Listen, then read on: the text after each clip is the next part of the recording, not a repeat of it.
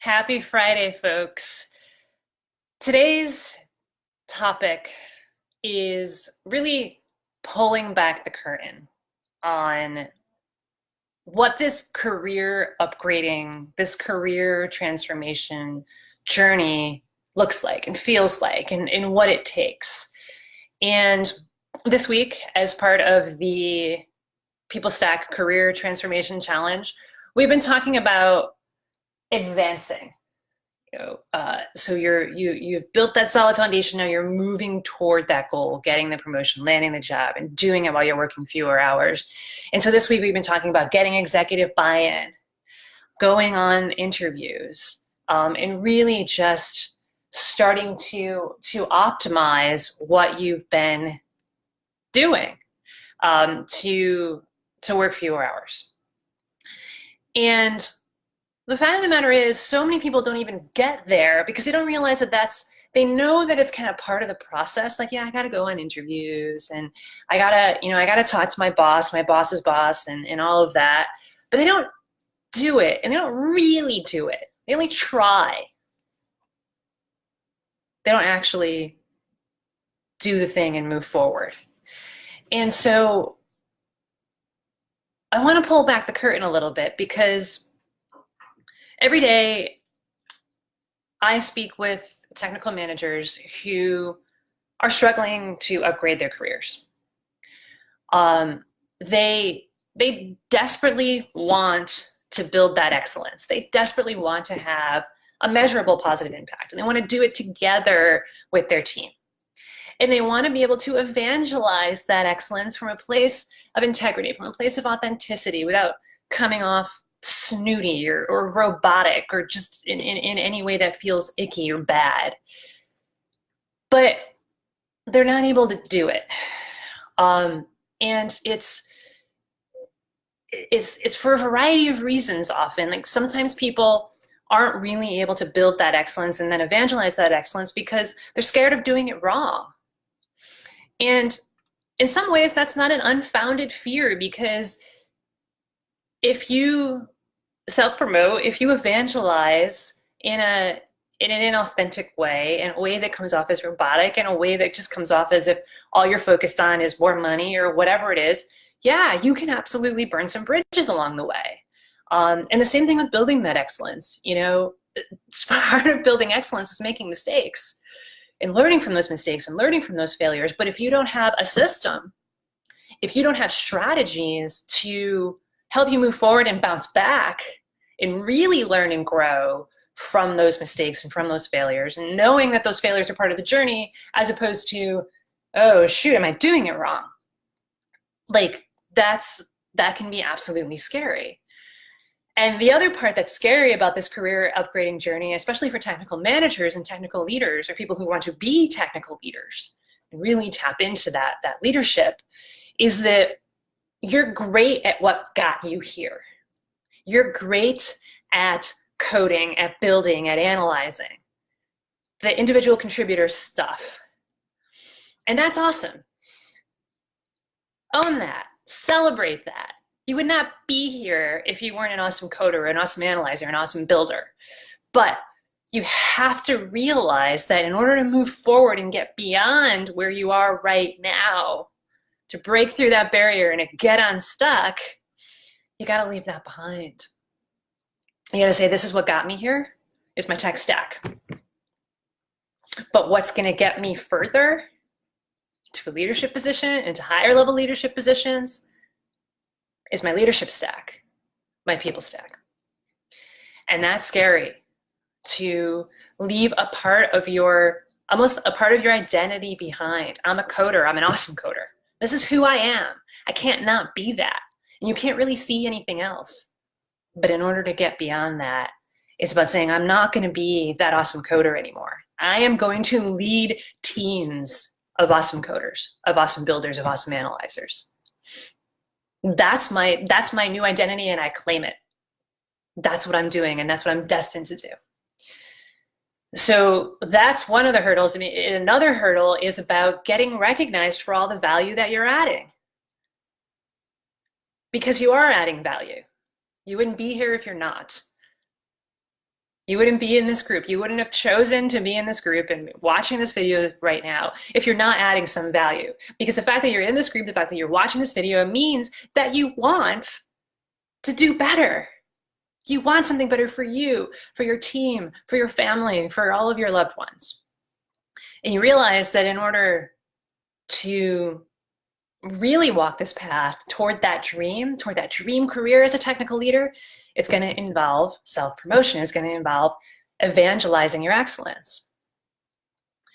And that can be scary too. That can be uncomfortable. That can be, I don't want to do it wrong. It could be like, for some people, it's, I'm not comfortable doing that. I'm a very humble person. I don't, I wish that people would just recognize me and I don't have to talk about all the value that I'm adding. But the fact of the matter is that's not what happens, because everybody sees the world through their own glasses, through their own filters. And there's a lot going on. There's a lot going on in the world. There's so much noise. It's noise, noise, noise. And if you don't provide some signal for, hey, look at what we're doing over here. Isn't this awesome? Come take a look. If you don't do that consistently, every day, people aren't going to notice it, especially the ones who are the decision makers.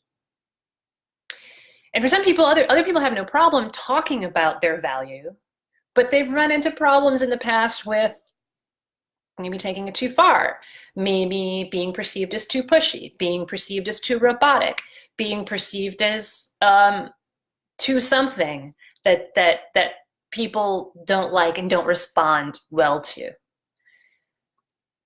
And so there's all of this going on, and so these are our clients. These are the people that we speak to every day, and there's all of this going on in their work lives, in their career. But then what happens is this stress, this frustration, this desperately wanting to have an impact but not knowing how, this knowing that I need to evangelize my excellence, but I don't want to screw that up either.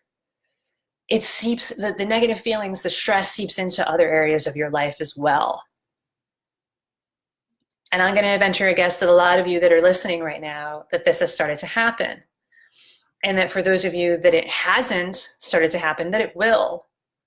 It breaks my heart to say that, but it does. It's because work and life, it's like you can't separate the two. It's one. It really is. And so if you're feeling stressed, if you're feeling frustrated, if you're feeling angry, if you're feeling sad, worried about work, then that's going to bleed and seep into other areas of your life as well. And this can show up in so many different ways. Like, for example, in your relationships. I had somebody tell me the other day that it was, my friends are getting sick of me complaining all the time. Like they want to support me. They love me. We love each other. It's a great friendship. But they are getting sick and tired of me just complaining about work all the time.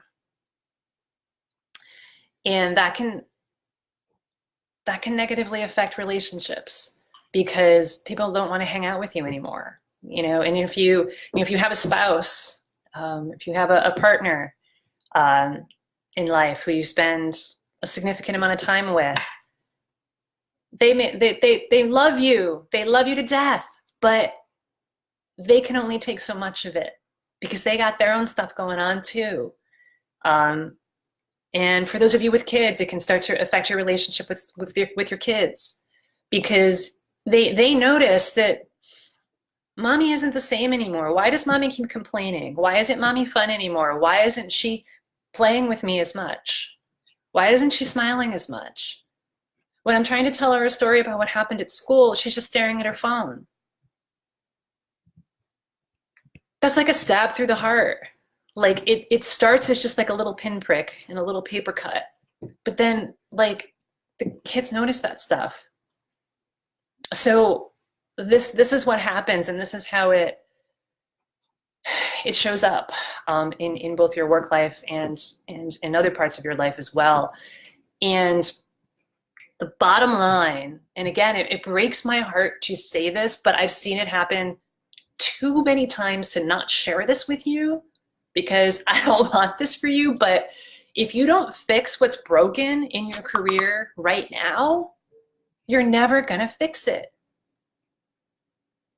And you're going to retire with a sense of, what did I do?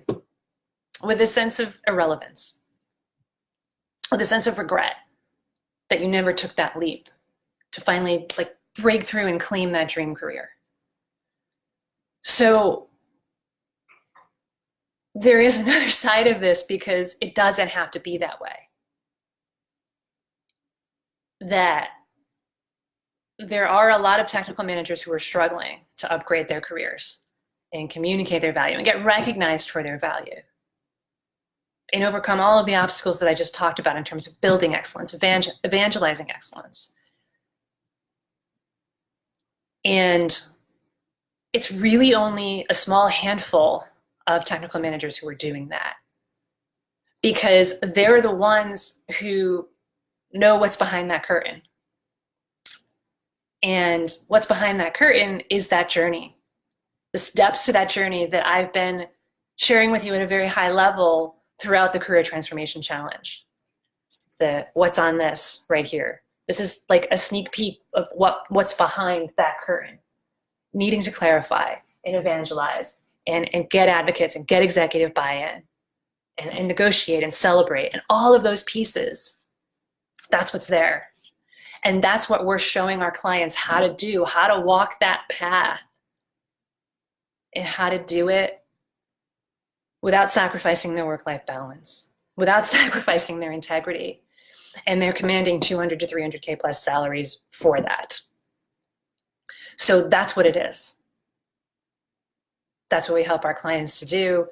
And it's really unfortunate that so many people don't even venture to peek behind the curtain. What is there? What does it really take to get there?